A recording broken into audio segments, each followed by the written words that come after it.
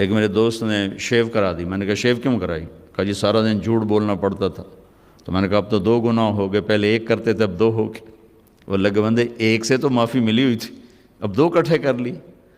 اور جھوٹ بولنے کا تعلق داڑھی سے تھوڑا ہی ہے. داڑھی ہے تو سچ بولو، داڑھی نہیں تو جھوٹ بولو. اس کا تعلق تو کلمے سے ہے. کلمہ پڑھنے کے بعد جھوٹ بولتے ہوئے شرم آنی چاہیے. ایک آدمی کہتا ہے جی داڑھی رکھ کے گناہ کریں تو بڑے شرم کی بات ہے. میں کہتا ہوں کلمہ پڑھ کے گناہ کرو تو شرم کی بات ہے. گناہ اور ثواب، جزا اور سزا، حلال اور حرام کا تعلق پگڑی سے نہیں، نماز سے نہیں، روزے سے نہیں، حج سے نہیں، داڑھی سے نہیں، کلمے سے ہے. کلمہ ایک ایگریمنٹ ہے کہ یا اللہ تیری مان کے چلوں گا، تیرے نبی کے طریقوں پر چلوں گا.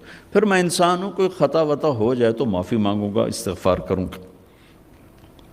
تو کسی کی برائی کی وجہ سے اس کی نیکی کو نہیں اچھالنا چاہیے. لو جی انہاں حجاں دا کی فائدہ، انہاں نمازاں دا کی فائدہ.